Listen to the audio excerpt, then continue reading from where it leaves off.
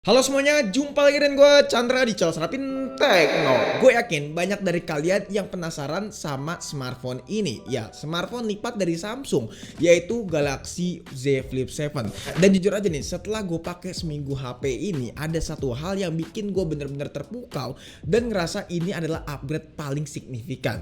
Cover screen-nya teman-teman. Yap, kalian gak salah dengar, layar kecil di bagian luarnya ini sekarang jadi pusat perhatian buat smartphone ini teman-teman. Dan banyak orang yang salfok juga. Di video kali ini gue bakal membahas tuntas soal smartphone ini, terutama dari segi upgrade-nya. Apa aja sih yang di-upgrade dari Galaxy Z Flip 7, dan kita bakal lihat gimana cover screen yang makin luas ini bener-bener ngeubah pengalaman pakai smartphone lipat. Oke, mari kita mulai langsung dari bintang tamu kita nih, yaitu cover screen-nya si Galaxy Z Flip 7. Dulu cover screen di smartphone lipat alias smartphone flip ya teman-teman, itu cenderung fungsional aja buat baca notifikasi atau sekedar lihat jam. Tapi sekarang ini bener-bener jadi layar kedua yang powerful. Pertama, ukurannya ini jauh lebih besar daripada generasi sebelumnya. Dari yang tadinya cuma sebatas buat widget kecil, sekarang kita bisa punya layar yang hampir sama seperti layar di bagian dalamnya ini teman-teman. Sekarang ukurannya makin upgrade, yang sebelumnya itu 3,4 inch di Flip 6 dan sekarang menjadi 4,1 inch di Flip 7. Dan juga untuk refresh rate-nya nggak main-main nih, bukan 60 Hz lagi tapi upgrade ke 120 Hz. Gue nggak tahu apa yang dipikirin sama Samsung sampai dia bener-bener nge-upgrade total buat layar cover screen-nya ini. Yang tadinya ini berasa biasa aja tapi sekarang jadi luar biasa. Gak cuman itu, pas waktu kita pakai sehari-hari juga makin enak. Apalagi ada kustomisasi layarnya mau dibuat full atau cut out di bagian kamera kayak gini. Penggunaan outer juga nggak masalah karena layar cover screen-nya ini jadi makin terang. Yang sebelumnya cuma di angka 1600 nits sekarang jadi 2600 nits. Lalu apa aja sih yang bisa dilakuin sama cover screen-nya ini? Banyak banget sebenarnya teman-teman. Kita bahas satu persatu dari mulai widget nih teman-teman. Sekarang widgetnya makin informatif, kita jadi lebih mudah untuk mengakses widget kayak misalkan kalender, cuaca, ataupun kontrol musik dengan album art yang lebih jelas. Terus juga kedua, balas pesan cepat nih. Balas pesan sekarang jadi lebih singkat karena kita bisa melakukan balas menggunakan keyboardnya langsung. Ya walaupun memang kita masih bisa sih balas dengan menggunakan emoji ataupun template yang udah disediain dari si Samsungnya ini. Tapi balas pesan sekarang jadi lebih fleksibel dan lebih PW gitu karena memang ukuran keyboardnya makin lebih besar sekarang teman-teman. Ya memang minusnya kita nggak bisa atur keyboardnya aja nih teman-teman, jadi ukurannya tetap fix begini. Ketiga, akses aplikasi jadi lebih enak. Yap, Samsung udah ngasih berbagai aplikasi yang bisa jalan di cover screen-nya ini. Contohnya kayak misalkan Google Maps, nonton video YouTube, atau buat scrolling TikTok tanpa perlu buka HP. Di sini dengan cover screen-nya bakal jadi lebih PW. Nah cuman kalau misalkan kalian pengen akses aplikasi yang lebih masif lagi kayak misalkan game PUBG Mobile ataupun main game Genshin Impact, di cover screen-nya ini bisa banget tinggal pakai aplikasi Godlock teman-teman. Godlock lagi. Ya, Godlock ini aplikasi yang didevelop sama developernya Samsung lah bisa dikatakan ya teman-teman. Kalian bisa kalian download aja aplikasinya di Samsung Store dan nanti kalian bisa add aplikasi yang memang kalian pengen. Dan ini tuh enak banget kalau misalnya pakai cover screen-nya berasa kayak layar dalam nggak berguna gitu. Keempat, preview kamera. Hal yang paling revolusioner buat kalian yang suka selfie pakai kamera utama, kali ini tuh bisa banget pakai cover screen. Ya memang pakai cover screen di seri-seri sebelumnya tuh udah berasa PW gitu dengan menggunakan kamera utama. Tapi dengan ukuran yang makin besar sekarang ini, foto ataupun selfie pakai kamera utama alias kamera belakang jadi lebih PW teman-teman. Dan di sini kalau misalnya kita foto ataupun video bakalan muncul animasi yang ngelingkarin kameranya ini, yang artinya lagi nge-shutter foto atau enggak lagi play video recording. Jadi ini mempermudah banget buat kalian yang suka selfie ataupun foto-foto menggunakan kamera utama tapi tidak pengen mengorbankan hasil jadi jelek karena kamera utamanya HP ini tuh udah bagus, dan nantinya kita bakalan bahas. Kelima, kustomisasi tanpa batas. Samsung juga ngasih banyak banget nih opsi kustomisasi buat cover screen-nya ini. Dari mulai wallpaper interaktif, widget yang bisa diatur sesuka hati, sampai tampilan jam yang unik-unik. Ibarat kata kalian bisa bikin Samsung Z Flip kalian jadi sebuah cerminan diri kalian juga. Singkatnya, cover screen di Galaxy Z Flip 7 sekarang bukan lagi sekedar pelengkap, tapi udah jadi mini smartphone tersendiri bagi gua. Hal ini yang bikin gua lebih sering pakai HP dalam keadaan dilipat, yang artinya lebih ringkas dan praktis pastinya. Lalu untuk durability gimana? Samsung terus berinovasi di bagian hinge-nya ini atau engselnya. Di Flip 7 ini engselnya terasa lebih kokoh, lebih presisi juga, dan lebih tahan lama. Bahkan ada salah satu orang yang live streaming di Korea teman-teman, dan dia melakukan 200.000 kali untuk buka tutup foldnya teman-teman. Ya memang itu adalah smartphone fold. Artinya kalau di smartphone flip juga punya engsel yang mirip-mirip kayak fold, dan otomatis engselnya juga udah kuat. Dan bukan cuma itu, gue lihat Om Botak yang di luar negeri sana teman-teman melakukan hal ekstrim. Bahkan Om Botak tersebut mencoba memasukkan pasir dan juga melekukan flipnya sekuat tenaga. Tapi untuk engselnya sih bener-bener masih kuat teman-teman. Lalu Z Flip 7 juga masih menyusung HP lipat yang tahan air pastinya, karena masih dikasih proteksi IP68. Jadi seenggaknya dengan ada fitur yang satu ini, kita nggak usah khawatir lagi kalau tiba-tiba hujan ataupun kecemplung ke dalam air. Dan kita ajak berenang pun juga HP ini masih aman. Sekarang kita beralih ke bagian layar utama yang diklaim lebih kuat dan tahan goresan. Ini penting banget nih buat sebuah smartphone lipat yang sering banget kita buka tutup. Feel saat melipat dan membuka ini bener-bener premium. Tapi menurut gua bagian lipatannya ini masih cukup berasa teman-teman. Dan satu hal yang bikin gua notice, pas waktu mau menutup di layar smartphone ini, smartphone itu rasanya kayak nggak bisa pelan-pelan gitu. Jadi berasa kayak lagi dipaksa buat nutup. Tuh, kalian bisa lihat sendiri. Selanjutnya gak cuma cover screen-nya aja yang upgrade, tapi bagian layar dalamnya juga upgrade, terutama untuk layar utamanya yang punya ukuran makin besar teman-teman. Yang dimana dimensinya lebih besar 0,2 inch daripada seri sebelumnya. Kesan yang paling berasa, diagonal layar smartphone ini jadi berasa kayak Android zaman sekarang. Soal experience sih nggak usah ditanyakan lagi. Kualitas layarnya udah mantep juga teman-teman. Kayak mau dipakai entertain apapun berasa enak. Warnanya pop up, khas Samsung gitu, detail juga tajam. Dan memang nggak ada perubahan yang signifikan nih secara spek garis besar kalau misalnya kita lihat angkanya. Tapi upgrade yang paling besar memang di bagian segi ukuran. Untuk ukuran luar dalamnya juga upgrade. Itu yang menjadi salah satu pembeda antara Z Flip 6 dan juga Z Flip 7. Tadi kita udah sempat mention kalau misalnya cover screen-nya ini punya ukuran yang lebih besar. Dan hal yang paling PW adalah ketika kita pakai kamera utama sebagai kamera selfie. Nah, ngomong-ngomong kamera utamanya sendiri sih udah 50 megapiksel. OIS juga. Kamera ultrawide-nya 12 megapiksel teman-teman. Detail lebih kaya dan performance di kondisi low light juga lebih baik. Warna yang dihasilkan juga akurat nih teman-teman dan vibrant gitu. Buat kalian yang suka vlogging ataupun yang suka konten, fitur flex mode-nya ini bisa bikin HP-nya berdiri sendiri gitu. Ini sih tanpa adanya tripod ataupun alat tambahan udah canggih banget. Dengar-dengar juga kalau katanya Samsung Galaxy Z Flip 7 ini kameranya itu setara sama Galaxy S25 Ultra. Apakah benar? Dan mari kita komparasi langsung aja nih. Nah, di sini beberapa foto yang udah kita ambil ya teman-teman. Dari foto pertama kita bisa lihat performance kedua HP ini sih sebenarnya udah bagus antara Galaxy Z Flip 7 dan juga S25 Ultra. Sama-sama detail hasilnya, tapi kalau misalnya kita crop di beberapa objek tertentu, Galaxy Z Flip 7 hasilnya itu masih berasa pecah. Beda dengan Galaxy S25 Ultra yang hasilnya masih tetap konsisten dengan detail yang dipertahankan dengan amat baik. Lalu untuk foto selanjutnya untuk masalah warna, kelihatan nih sangatlah stunning banget. Ciri khas Samsung banget lah kalau kita lihat. Cuman kalau kita bandingkan lagi, hasil Galaxy Z Flip 7 agak lebih turun satu tingkat nih menurut gua, terutama dari segi kecerahan warna. Kalian bisa lihat aja nih perbandingan antara S25 Ultra dan juga Z Flip 7. Untuk kualitas foto malam menurut gua sih udah cukup oke lah keduanya. Hasil foto Z Flip 7 agak sedikit noise terutama dan bias gitu kalau misalkan kena cahaya. Dan ini asumsi gua kalau misalkan lensa Z Flip 7 ini agak sedikit kotor.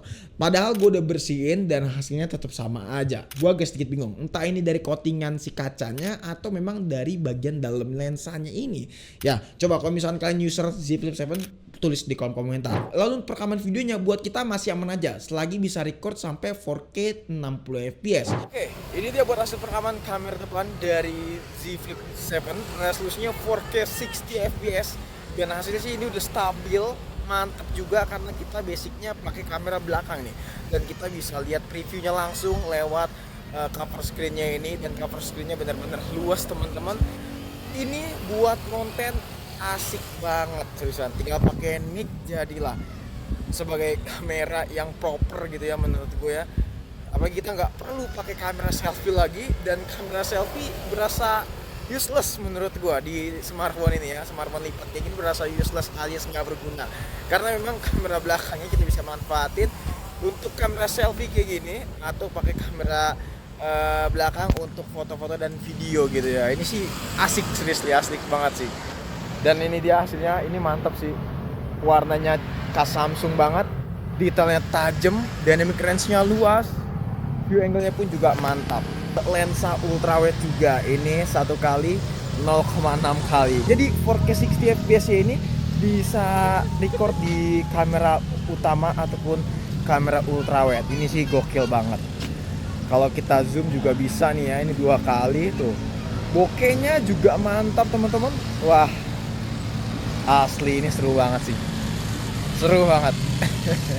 Walaupun nggak bisa sampai 8K teman-teman, tapi menurut gua udah cukup lah. Apalagi pas waktu kita pakai cover screennya pun juga bisa jalan di resolusi 4K 60. Jadi buat konten udah nggak ada alasan hasilnya bakalan burik. Ada hal yang bikin gua kesal sebenarnya sama smartphone ini, terutama dalam sektor kamera malam. Yap, Galaxy Z Flip 7 ini cukup bias kalau misalkan kena lampu ataupun cahaya yang langsung ke lensanya. Tadi gua udah mention kalau misalkan gua udah coba buat bersihin tapi hasilnya tetap sama. Dan memang ini mungkin dari lensanya yang kotor. Cuman kalau misalkan kalian punya asumsi lain, coba bantu tulis di kolom komentar aja. Tapi untungnya ini hanya terjadi di foto ataupun video dalam kondisi yang memang banyak lampu. Kalau misalnya cahayanya yang biasa-biasa aja sih hasilnya nggak begitu kelihatan kalau menurut gue. Di balik desain yang stylish, Galaxy Z Flip 7 dibekali dengan chipset dari Samsung tersendiri nih teman-teman. Yang dimana dia bukan pakai Snapdragon tapi pakai Exynos. Exynos yang dipakai adalah 2500. Banyak orang yang skeptis sama chipset yang satu ini. Tapi apa iya Exynos 2500 itu kurang powerful kalau misalnya kita bandingkan dengan SoC sebelumnya yaitu Snapdragon 8 Gen 3 yang dipakai sama si Flip 6. Kalau kita lihat di hasil nano review, performanya itu sebenarnya lebih ngebut dan responsif dibandingkan dengan pendahulunya. Mau dipakai multitasking berat ataupun gaming dengan grafik tinggi ataupun editing video singkat, ini smartphone udah libas. Transisi antar aplikasi juga mulus nih, buat buka banyak apps juga instan dan gaming pun juga tetap stabil teman-teman. Namun saat kita tes, real score smartphone ini cuma dapat di angka 1,5 sampai 1,7 jutaan aja, dan itu kita udah running selama 5 kali berturut-turut juga teman-teman. Ya kalau dibandingkan dengan Snapdragon 8 Gen 3 seperti SoC pendahulunya dipakai sama si Galaxy Z Flip 6 teman-teman, ya hasilnya memang mirip-mirip lah 11-12 kalau gue bandingkan. Tapi pada intinya buat skor segini, buat jalanin banyak apps ataupun pindah-pindah aplikasi dan multitasking, ini smartphone sih udah oke-oke aja teman-teman. Apalagi skornya tinggi juga. Tapi kalau misalkan kalian tetap kekeh buat beli HP ini dan buat pakai dengan gaming, kayaknya pikiran kalian tuh yang salah. Karena pada dasarnya orang yang beli smartphone ini bukan buat gaming ataupun penggunaan hardcore, ya yang pastinya buat fashion dong, alias buat gaya.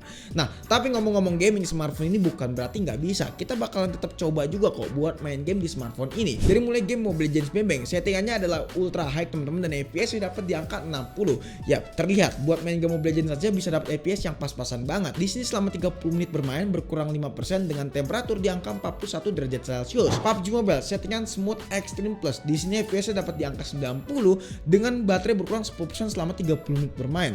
Temperaturnya meningkat sampai 47 derajat Celcius. Memang tergolong panas nih HP buat main game PUBG Mobile. Lalu Genshin Impact lebih-lebih nih. Settingannya kita coba high 60 FPS dengan FPS rata-rata dapat di angka 45 sampai 55. Tapi di sini sangat amat tidak playable menurut gua, karena di sini temperaturnya meningkat sampai 50 derajat Celcius dengan baterai yang berkurang 15% per 30 menit. Dan titik terpanas di smartphone yang satu ini terutama itu ada di bagian depan dan juga bagian cover screennya ini. Jadi kalau kita tarik secara kesimpulan, smartphone ini punya performance yang ngebut, tapi kesian kalau dilihat-lihat. Ya gue nggak tega aja gitu. HP mungil dan lucu kayak gini dipaksa buat kerja berat.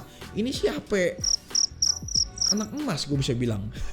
Lalu untuk kapasitas baterainya sendiri jadi perhatian banyak orang untuk di smartphone ini, yang dimana kapasitasnya sekarang lebih besar daripada seri sebelumnya. Di sini kapasitasnya di angka 4300 mAh. Ya memang kapasitasnya nggak meningkat banget sih, tapi setidaknya ada kenaikan daripada sebelumnya. Tapi yang paling berasa dari segi experience nih, selama seminggu gue pakai HP ini, daya tahannya sih tergolong baik teman-teman. Harian gue pakai memang kadang-kadang 2 kali charging, tapi karena gue pakai HP ini nggak sering-sering banget, bisa sehari 1 kali charging aja kok. Apalagi buat kalian yang cuman manfaatin cover screennya ini, ya mungkin bisa bertahan sehari. Tapi pas waktu kita tes buat fully maraton nonton video YouTube 12 jam, di sini mendapatkan waktu sekitaran 12 jam 45 menit, dan itu dalam kondisi brightness diatur 50% dengan wifi on. Baterai tes Antutu pengujian dari 100% sampai 5%, durasi yang didapat bisa 4 jam 20 menit. Ya masih oke lah menurut gua buat seukuran smartphone foldable. Nah untuk chargingnya aja nih yang agak sedikit lama, cuman 25 watt. Pengisiannya sih ya jangan berharap cepet lah ya kalau misalnya kapasitas pengisian segini.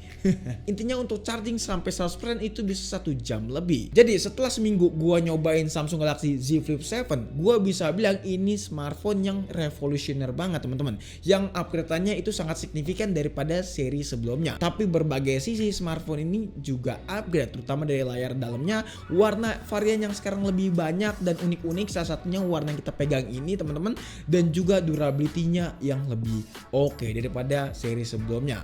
Untuk update OS juga nggak usah khawatir lah, sampai 7 tahun teman-teman. Startnya juga udah dari Android 16 dan ini aman banget kalau misalnya kalian pakai sampai beberapa tahun ke depan. Jadi nggak usah khawatir lagi. Nah kalau misalnya kalian tanya apakah perlu upgrade dari Z Flip 6 ke Z Flip 7, jawabannya sebenarnya perlu sih, karena upgrade yang dibawa sama smartphone ini sangatlah oke banget. Tapi kalau misalnya kalian sabar dan pengen upgrade ke Z Flip 8 ya bisa banget. Kalian mungkin Z Flip 8 lebih bagus daripada Z Flip 7 ini. Cuman menurut gue ini upgrade yang paling masif. Dan kalau misalnya di Z Flip 8 kayaknya nggak terlalu banyak upgrade sih menurut gue, karena di Z Flip 7 aja ini udah banyak upgrade dan harusnya ini bisa dipertahankan sampai 2 generasi ke depan teman-teman. Nah pertanyaannya, siapa sih yang cocok banget pakai Galaxy Z Flip 7? Jawabannya jelas, buat kalian yang pengen smartphone yang beda, ringkas, tapi nggak mau kompromi soal fitur dan performance, ataupun kalian lebih suka bikin konten dengan fleksibilitas kamera yang tinggi, ya ini sih jawabannya teman-teman. Apalagi resolusi kameranya udah mantap dengan kamera belakang dan bisa record 4K 60 juga.